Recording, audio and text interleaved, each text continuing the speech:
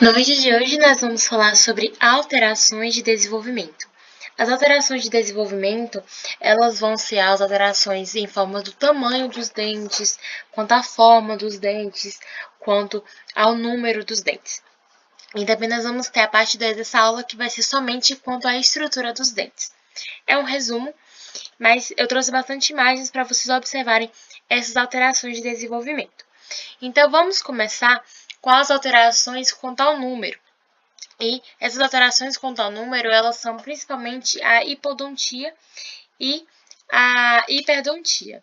Além disso, nós temos também a apodontia, né, que é quando há falta de nenhum dente, ou seja, a ausência desses dentes.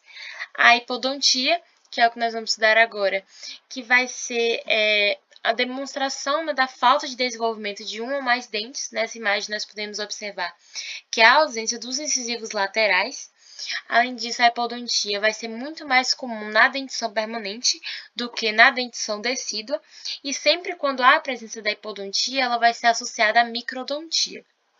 A ausência do dente decíduo na hipodontia vai estar associada a uma prevalência de uma ausência do seu sucessor, e a falta de dente na dentição permanente não vai ser rara, sendo terceiros molares mais afetados. No entanto, que hoje, né, não é todo mundo que tem o terceiro molar, que nasce o terceiro molar, já que já é uma nova evolução, né, que não tem os terceiros molares, que é o dentiqueiro ou o siso.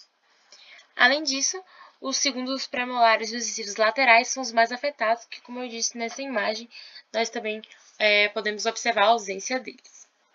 E aí também temos a hiperdontia. A hiperdontia vai ser um desenvolvimento do número maior de dentes, ou seja, um crescimento muito grande, mas não chega a ser uma oligodontia, né, que é quando muitos dentes. Mas a hiperdontia, ela pode ser chamada também de dentes supranumerários. E a maioria vai ocorrer unilateralmente o crescimento desses dentes. A região mais afetada vai ser a região dos incisivos superiores, depois os molares superiores e os inferiores, os premolares, os caninos e, por último, os laterais, os incisivos laterais.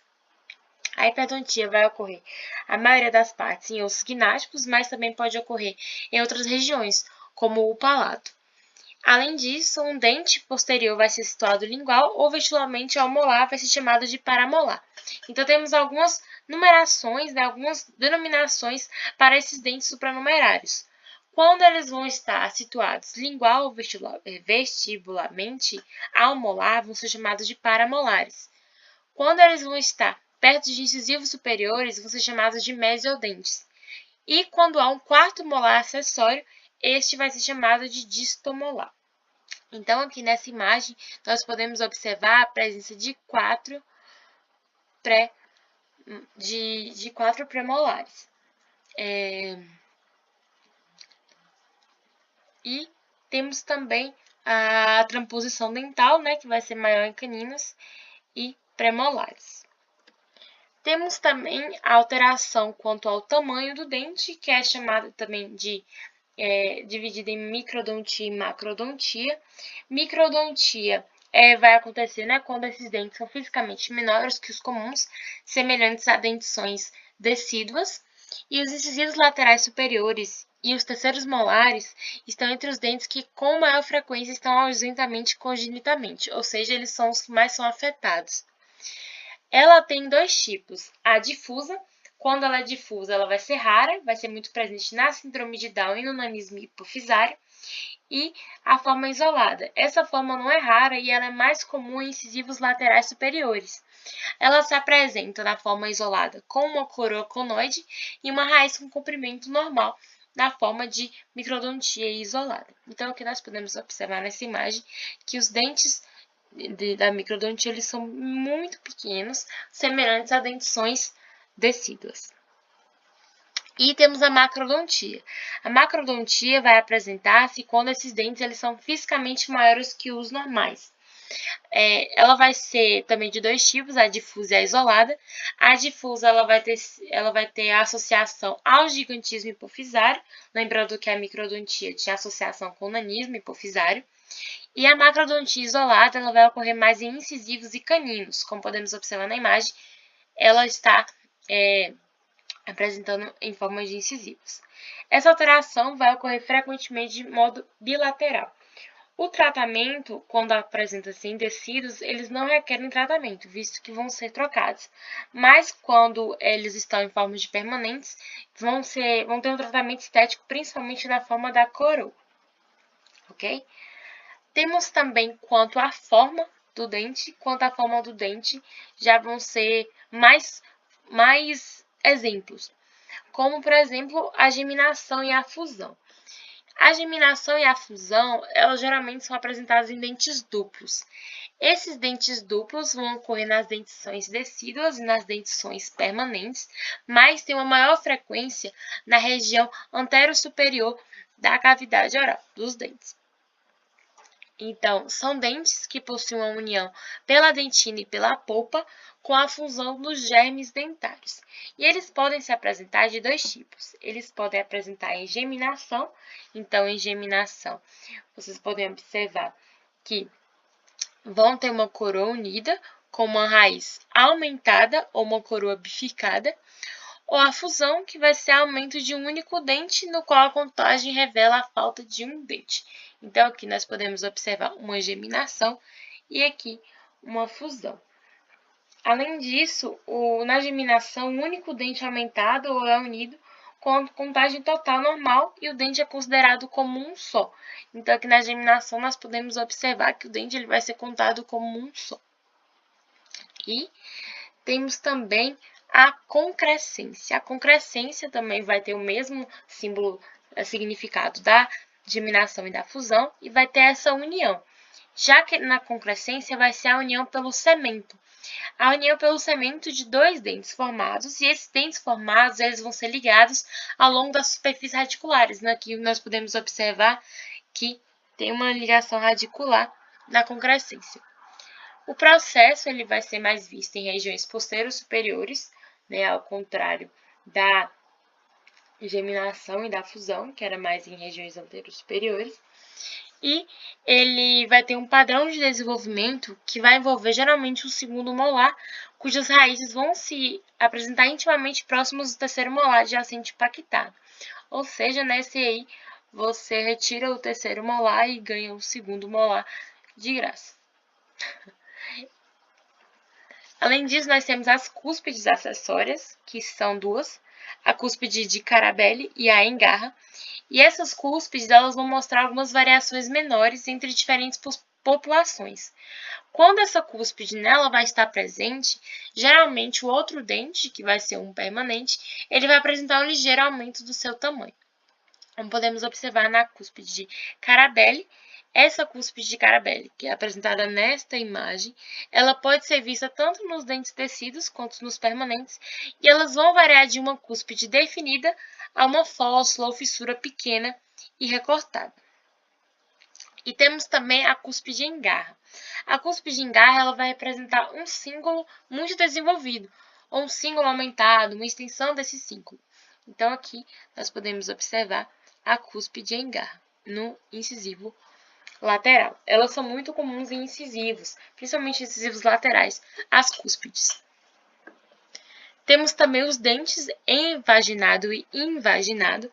Quando apresenta-se o dente evaginado, aqui nesta imagem, nós podemos observar que vai ser uma elevação semelhante a uma cúspide de esmalte, certo? E ela vai estar localizada no sulco central, na crista lingual. Então, aqui nós podemos observar esse dente evaginado com essa cúspide alterada, né?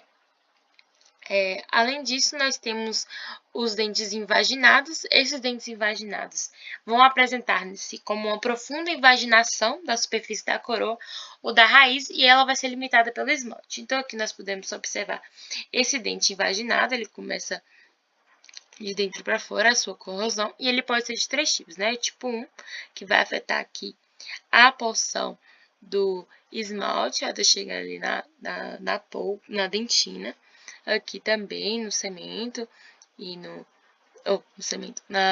esmalte e na dentina, e aqui se aproxima a polpa do dente, observando que ele corta-se ao meio. E além disso, eu também não citei aqui, mas temos incisivos em forma de pá, que é como se fosse uma pazinha, mesmo esse incisivo. Temos o esmalte ectópico, que vai ser a presença de esmalte em localizações incomuns, principalmente na raiz dentária, e ele é muito frequente vocês observarem as pérolas do esmalte. As pérolas do esmalte, elas são estruturas hemisféricas, né? Elas podem constituir inteiramente em esmalte ou dentina e polpa subjacente, e ela vai ser uma pérola, literalmente uma pérola do esmalte. Geralmente é encontrado somente uma pérola, mas pode ser encontrado mais, né? Mas geralmente é uma pérola. Essa anomalia é muito rara, mas pode se apresentar. Elas são encontradas mais nas raízes dos molares superiores, aí depois dos molares inferiores, e raramente ela vai acontecer em pré-molares ou até em incisivos superiores. Então, aqui nós podemos observar essa pérola do esmalte aqui na porção radicular desse molar. Temos também a taurodontia. A taurodontia vai ser o aumento do corpo e da câmara pulpar de um dente multirradicular com um deslocamento apical do assoalho pulpal e a bifurcação das raízes. A taurodontia ela vai estar associada a algumas síndromes, como a craniosectodérmia, a síndrome de Down e a síndrome de Klinefelter. Essa de Down e a de Klinefelter, elas são muito frequentes porque elas são alterações em genes, ou seja, os seus genes lá, eles sempre vão ter um a mais ou um a menos relacionados a tal Klinefelter, enfim. Então, você pode observar aqui que tem um aumento, olha como tá a câmara pulpar dela está aumentada. A síndrome de taurodontia, essa também é uma síndrome muito rara. E, por fim, nós temos a hipersementose. A hipersementose, ela também vai ser chamada de hiperplasia sementária. Ela vai ser uma deposição excessiva do semento não neoplásico ao longo do semento radicular normal. Então, é uma deposição excessiva de semento, hipersementose, ou seja, uma deposição muito excessiva de semento. Observe como nessa imagem radiográfica nós podemos observar essa região radiopaca muito mais excessiva do que as outras regiões. E temos a dilaceração, que vai ser a angulação normal ou uma curva anormal ou curvatura na raiz, ou menos frequente na coroa-dente. Então, você imagina como foi para retirar esse dente, né? Então, vai ser essa curvatura na raiz. Ela vai ser muito menos frequente na coroa do dente, mas pode acontecer. Aqui, nós podemos observar essa curvatura na dilaceração. E, para finalizar, as raízes supranumerárias. As raízes supranumerárias, elas são várias, mas como um resumo aqui, eu trouxe somente para citá-las. Ela vai ser um aumento do número das raízes dos dentes comparado com aqueles classicamente descritos na anatomia dentária, ou seja, eu tenho uma raiz uniradicular ou birradicular. Essa aqui vai ser triradicular, quadriradicular. São raízes supranumerárias. Temos os dentes supranumerários, então temos as raízes supranumerárias. Então, aqui nessa imagem geográfica você pode observar quantas cúspides esse dente tem por conta dessas raízes supranumerárias. Ok? Muito obrigada por ter assistido essa aula até aqui e valeu!